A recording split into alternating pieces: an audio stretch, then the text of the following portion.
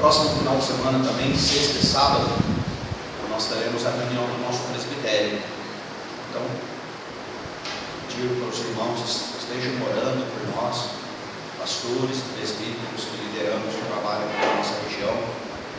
No dia de ontem, nós tivemos uma reunião da Federação de SAFs aqui do Presbitério de Americana, ali na igreja do Ipiranga. Foi muito boa a reunião. As irmãs que vêm trabalhando nas nossas SAFs estão de parabéns. Tantos trabalhos lindos que elas têm feito, é admirável.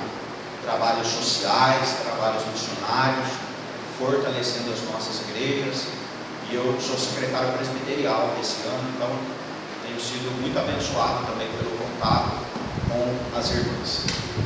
Meus queridos, há 2 domingos atrás nós começamos a meditar uma série de textos do livro de Isaías que apontam para Jesus.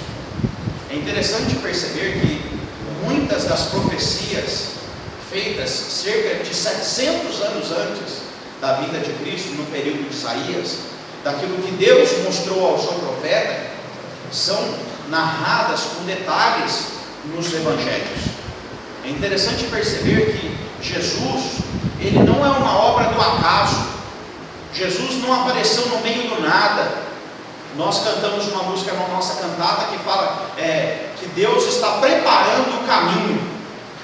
É uma jornada em que o povo de Deus aguardava ansiosamente a vinda do Messias restaurador, e neste processo Deus já dava dicas para aqueles que não poderiam ver com os seus olhos Jesus Cristo, mas que poderiam entender de alguma maneira a dimensão da vinda do Redentor ao seu povo. Eu gostaria de meditar com os irmãos nesta noite em Isaías capítulo 11.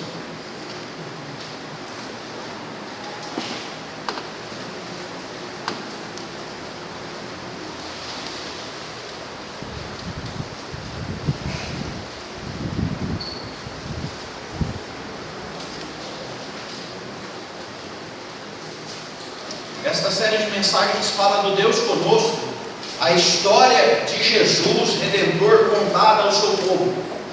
E neste capítulo 11, há um destaque sobre o reinado de Jesus. Nós cantamos aqui de uma música falando sobre Jesus, o Rei poderoso, entronizado acima de todos. Cantamos do poderoso Deus. E enquanto eu estava cantando, eu falava, gente, é isso mesmo. É o reinado de Jesus no meio do seu povo. Isaías 11, de 1 a 10, diz assim: do tronco de Jessé sairá um rebento, e das suas raízes um renovo. Repousará sobre ele o Espírito do Senhor, o Espírito de sabedoria e de entendimento, o Espírito de conselho e de fortaleza, o Espírito de conhecimento e de temor do Senhor. Deleitar-se-á no temor do Senhor, não julgará segundo a vista dos seus olhos, nem repreenderá segundo o ouvir dos seus ouvidos, mas julgará com justiça os pobres, e decidirá com equidade a favor dos mansos da terra. Ferirá a terra com a vara de sua boca, e com o sopro dos seus lábios matará o perverso. A justiça será o cinto dos seus lombos, e a fidelidade o cinto dos seus rins.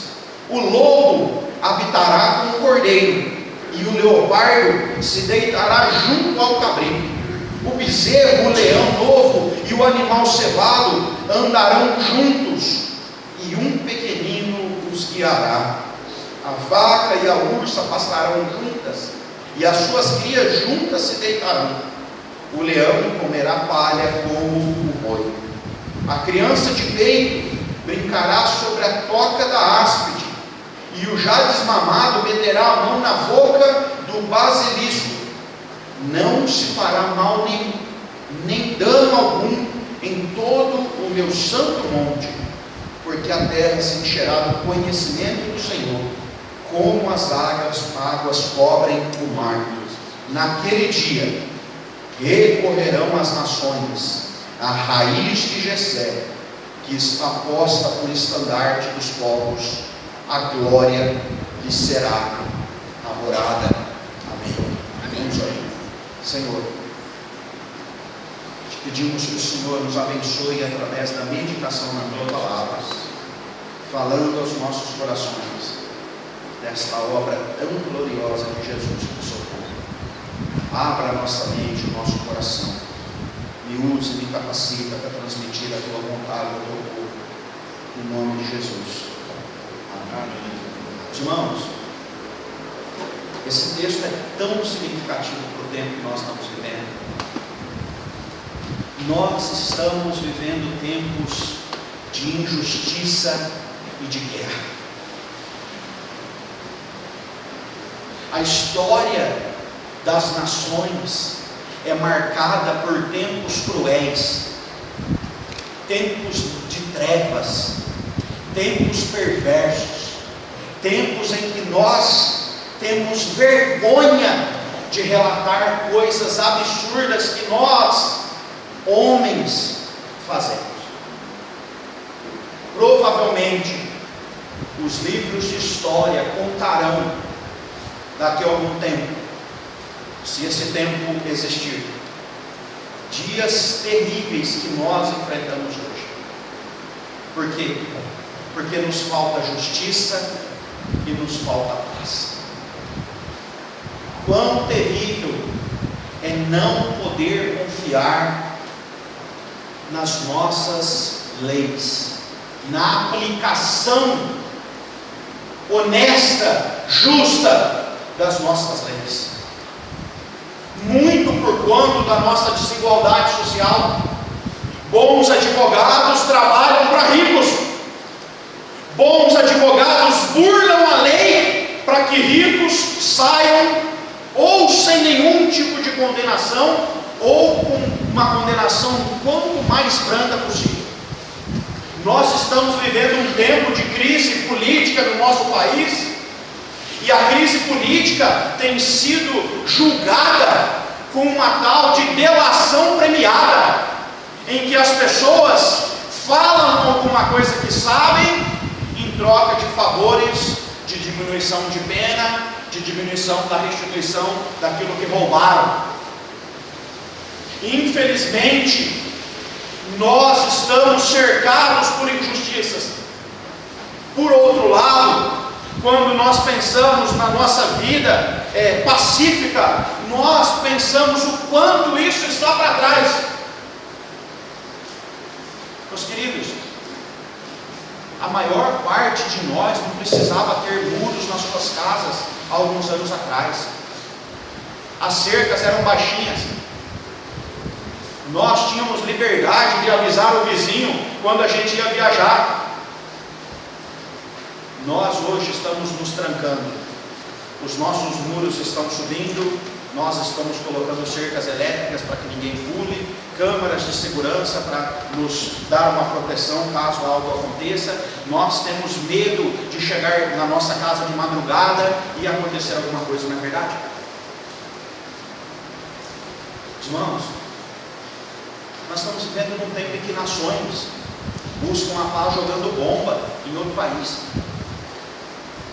Que paz é essa? Que paz é essa? Em que uma nação deseja ter um pouco de equilíbrio e bem-estar, bombardeando outros lugares. Que paz é essa? Diante disso tudo, quando eu leio esse texto, eu vejo quem é o rei que reina com justiça, que reina com paz, que pode transformar as realidades da nossa história, da nossa existência, das nações que estão ao nosso redor.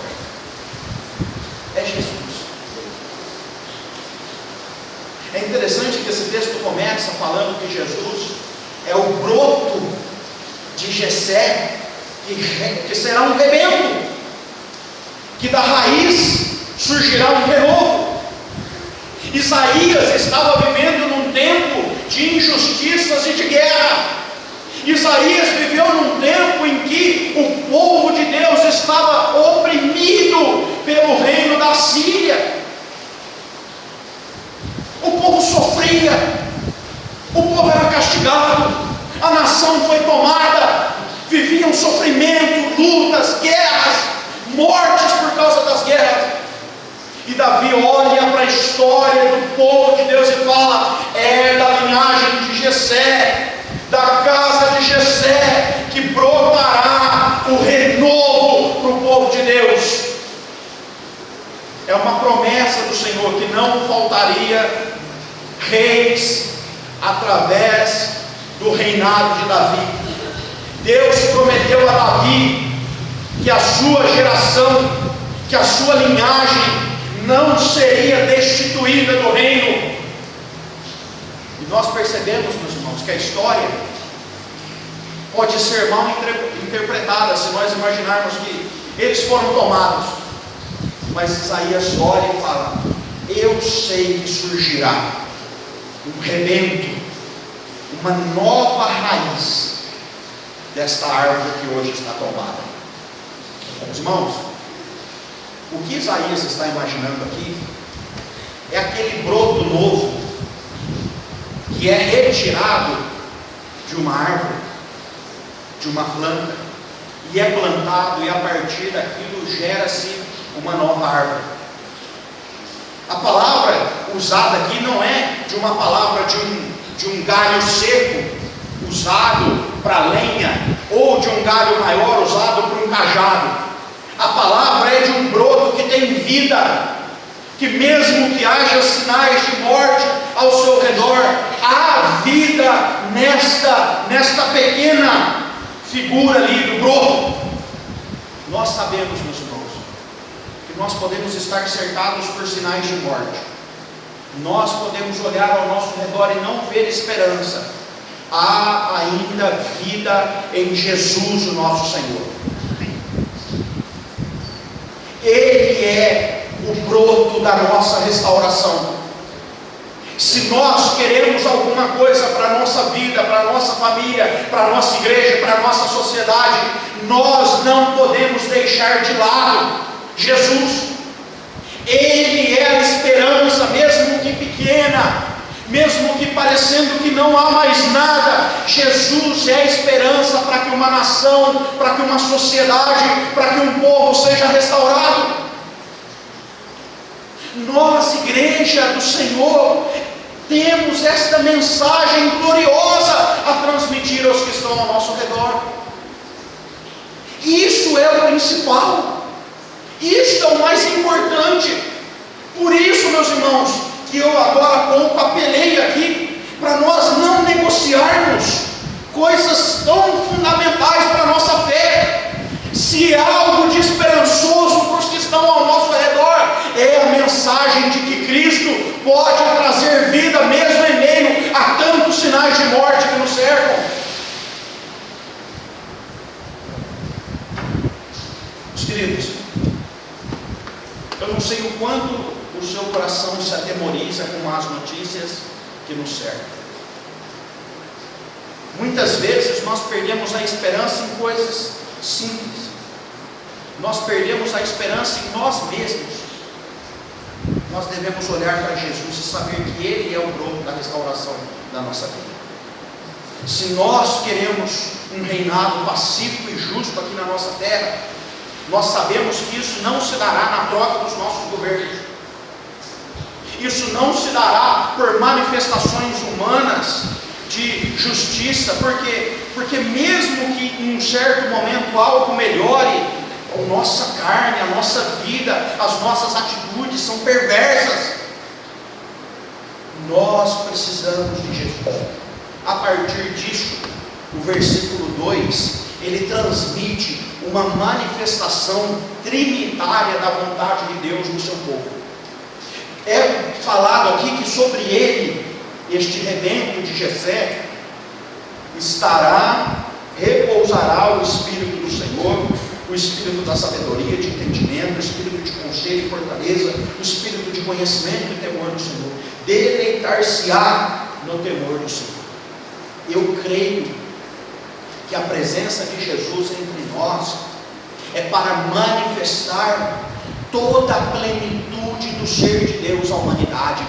Se lá no Éden Adão vislumbrava a presença do Senhor, mesmo que espiritual ali, Adão estava ali e tinha um relacionamento com o Senhor, e isso foi quebrado por conta do pecado. Jesus é aquele que nos leva de volta a um relacionamento íntimo, significativo e profundo com o Senhor.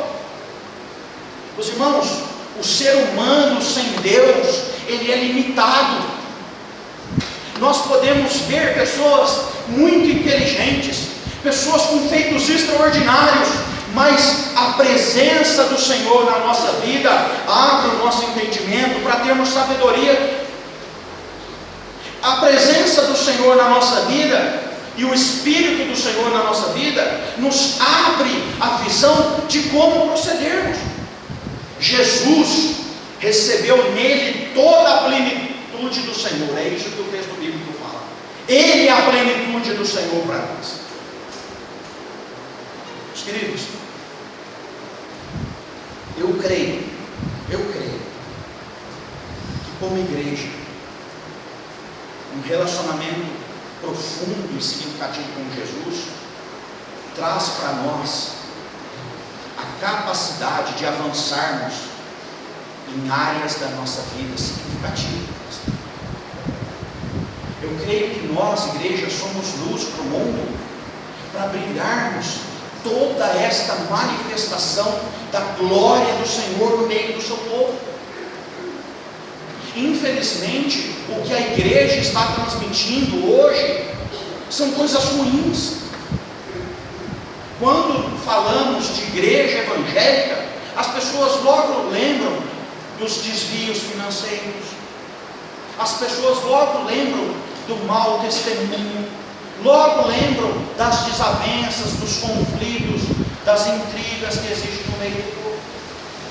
Como igreja, nós testemunhamos o Jesus que está acima de todos e que pode transformar a vida de todos, porque Ele é a manifestação trinitária do Senhor entre nós. A partir disso, existem duas aplicações práticas desse texto. Duas. Jesus é relatado como o rebento, o renovo, como a manifestação do Senhor na nossa vida, e nós podemos deleitar diante do temor do Senhor. E a partir disso, meus irmãos, Jesus é apresentado então como Rei de justiça e de paz. Os versículos 3 a 5 falam da justiça de Jesus para o seu povo. Não julgará segundo a vista dos seus olhos, nem repreenderá segundo o ouvir dos seus ouvidos, mas julgará com justiça os pobres e decidirá com equidade a favor dos mansos da terra. Ferirá a terra com a vara de sua bondade, e com o sopro dos seus lábios matará o perverso. A justiça será o cinto dos seus lombos, e a fidelidade o cinto dos seus rins. O que esse texto está falando é que Jesus não julga pelos olhos nem pelos seus ouvidos. Meus irmãos, porque os nossos olhos e os nossos ouvidos podem nos enganar, porque os nossos olhos veem só o exterior, os nossos ouvidos ouvem somente daquilo que a boca fala. Jesus conhece o íntimo do coração dos seres humanos. Aqui reside a grande diferença de todas as demais situações. Irmãos, a justiça de Cristo, ela é uma justiça mediante a sua capacidade de enxergar a vida, de enxergar as ações, de enxergar o perverso nos seus maus caminhos e de enxergar os justos nos seus bons caminhos. E mesmo que nós falhemos, nós cremos que Jesus, Ele é o perdoador da nossa vida. E mesmo que perversos façam coisas boas, nós sabemos que Jesus dará o julgamento justo de todas as nações. Eu creio que quando nós pensamos no Natal, na vinda de Cristo, a manifestação de Cristo entre nós, encarnado na cruz, é o maior ato de justiça de Deus entre a humanidade. Sabe por quê? Porque Jesus recebe a justiça de Deus nele mesmo. Quando nós falamos de julgamento, nós falamos de certeza daquilo que é certo ou daquilo que é errado. Se eu sou julgado por alguma ação, um juiz humano, ele vai buscar saber se eu estou certo ou se eu estou errado, se eu fiz aquilo ou se eu não fiz aquilo, e qual o motivo de eu fazer aquilo se eu fiz. É interessante que aqueles que foram escolhidos para serem povo do Senhor não são julgados conforme merecem. Jesus recebeu a pena, o castigo por nós. Meus irmãos, é de fundamental importância que nós tenhamos uma reflexão honesta, de que se fosse para condenar, Deus condenaria todos, porque todos estão mortos em seus delitos e pecados. É pela graça que um dia o Senhor Jesus nos lavou com o seu sangue. Quando nós pensamos num reino de justiça, nós sabemos que a balança não foi pesada contra nós, pelo amor e pela obra de Cristo. Deus puniu Jesus na cruz para que nós pudéssemos ser justificados pelo seu sangue. A igreja de Cristo tem que dar glória por isso. Nós temos que reconhecer quão grande foi a obra de Cristo por nós, porque não há um justo sequer. Ele é o justo do Senhor. Ele é o justo do Senhor. Quando eu penso neste reino que julga a perversidade do rico sobre o pobre, que julga o desfavorecimento de tamanha opressão diante de mansos na terra, que julga não por aquilo que a boca fala, ou por aquilo que os ouvidos ouvem, ou por aquilo que os olhos veem, mas julga com a justiça do cinto dos lombos e a fidelidade do cinto dos cintos. Ou seja, irmãos, Jesus Cristo é revestido por justiça. Quando nós falamos de justiça, existe uma máxima no reino de Deus: todos nós merecemos ser condenados. Essa é a máxima. Por mais terrível que nós vejamos um ditador, por mais terrível que nós vejamos um corrupto, um ladrão, um assassino, eu e você merecemos punição, e Jesus Cristo recebeu sobre ele a nossa punição. Essa é a justiça de Deus, meus irmãos. Deus julga no seu Filho a humanidade caída. Quem de nós aqui faz isso? Colocar sobre o Filho a condenação de alguém que não merecia nada do Senhor. Quão grande obra de Cristo na nossa vida. Por um outro lado, este reino de justiça, ele também é um rei de paz. Os versículos 6 a 8 falam de uma transformação na vida cotidiana, tanto das pessoas quanto da criação. O lobo habitará com o cordeiro, o leopardo se deitará junto ao cabrito, o bezerro, o leão novo e o animal cevado andarão juntos, e um pequenino os guiará. A vaca e a ursa pastarão juntas, e as suas crias juntas se deitarão. O leão comerá palha como o boi. A criança de peito brincará sobre a toca da áspide, e o já desmamado meterá a mão na cova do basilisco. Gente, nós estamos falando de cadeia alimentar aqui. O reino de Jesus traz sobre a criação uma ordem que foi perdida por causa da desobediência do pecado. São figuras de linguagem que nos mostram que podemos viver em paz, mesmo que sejamos diferentes uns dos outros.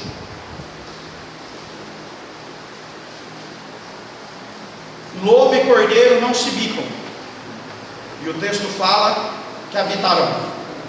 O leopardo e o cabrito, leopardo come, cabrito é alimento de leopardo, eles se deitarão juntos. O bezerro, o leão novo e o animal cevado andarão juntos, e quem guiará eles não é um cara brucutu e forte, é um menino. A vaca e a ursa pastarão juntas, e as suas crias juntas se deitarão. O leão comerá palha como o boi. A criança de peito brincará sobre a toca da áspide, e o já desmamado meterá a mão na cova do basilisco. Meus irmãos, áspide e basilisco são feras. A áspide é uma serpente brava, venenosa. O basilisco, ele é complicado de se entender porque existe uma mitologia em torno dele, mas também é uma fera selvagem. Meus queridos, esse texto fala que as nossas criancinhas de peito e as maiorzinhas não sofrerão mais por conta das consequências perversas. Eu me lembro da época que a minha mãe não tinha nenhum medo de eu sair para brincar de bola com os meus amigos na rua, na estação de trem. Eu me lembro da época que, com 6 anos de idade, coloquei a minha mochilinha nas costas e fui para a escola, 2 ou 3 dias com a minha mãe. E depois, pelos próximos 10, 12 anos que eu estudei na mesma escola, a minha mãe nunca se preocupou de eu ir e voltar, porque eu sempre saía em paz e voltava em paz para minha casa. Meus queridos, nós temos medo hoje de termos o nosso filho no hospital com medo de alguém roubar. Quem de nós hoje deixa qualquer um pegar a sua criança no colo?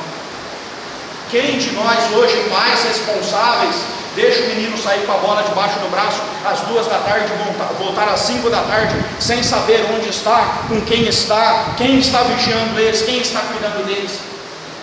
Esse texto fala de uma restauração na ordem. Meus irmãos, esse texto fala que nós podemos nos relacionar bem uns com os outros em Jesus. Jesus é a quebra deste pacto maldito em que as pessoas só querem enganar, as pessoas só querem tirar proveito, as pessoas só querem estar acima dos outros. Como igreja, hoje nós vivemos uma pequena dimensão deste reino que está por vir. É claro que nós ainda temos problemas, é claro que às vezes ainda nós nos desajustamos, é claro que de vez em quando a gente olha para um lado e para o outro e percebe que existem erros, mas hoje, meus irmãos, a igreja é este lugar em que existe paz e harmonia. Se isso não existe, precisamos voltar para Jesus. Eu sei que esses versículos de 3 a 8, eles nos mostram um reino duradouro e eterno que Jesus está para trazer. Jesus fala que o reino de Deus foi instaurado entre o povo, mas ele foi e falou: eu volto, e quando eu voltar julgarei todas as coisas, e o meu povo reinará comigo. Mas, meus irmãos, por que ainda tantas dificuldades de em nosso meio podermos ter vislumbres de um reino de justiça e paz? A igreja é o local em que Deus está. Eu quero encerrar minha palavra, está chovendo forte, vocês estão com frio, né? encerrar minha palavra dizendo o seguinte: se esta obra de Jesus não for vivida na dimensão comunitária do povo de Deus hoje, nós estamos perdendo muito. Nós estamos perdendo muito. Se nós não tivermos justiça entre nós, do que vale tudo isso? Eu sei que algumas vezes, como pastor, como membro de conselho, nós temos que julgar ações, atos, pecados. É duro isso. É duro ser juiz numa situação extrema. Eu não estou falando dessas situações, eu estou falando de pequenas coisas. Eu estou falando de pequenas ações. Eu estou falando de coisas em que eu posso olhar para o meu irmão e me sentir igual, semelhante. Eu posso olhar para você, nós podemos olhar uns para os outros dentro da igreja de Cristo e saber que não existe ninguém sendo superior ao outro, que não existe ninguém querendo dar ordens, cobrar situações, porque quem reina é Jesus, e Ele é um rei de justiça. Meus queridos, o reinado pacífico de Jesus foi conquistado num momento extremo. Ele foi julgado sem justiça. Ele foi punido com violência. Ele foi agredido. Ele sofreu no seu corpo as marcas da paz que está sobre nós hoje. Meus queridos, nós não inventamos a paz, porque Jesus, quando foi aos céus, Ele falou: eu deixo-vos a paz, a minha paz eu vos dou. A paz não é uma invenção da igreja, a paz é um presente que a igreja recebe de Cristo. Nossos relacionamentos podem ser pacíficos, porque Jesus nos deixou a paz. Amém. Nós podemos transbordar aos que nos cercam a paz de Cristo, porque Ele nos deixou esta paz imensa, grandiosa. Eu desejo viver um pouquinho disso aqui. Eu espero que você também deseje isso, vivermos em justiça e paz de Cristo para nós. Amém? Amém. Feche seus olhos, nós vamos orar.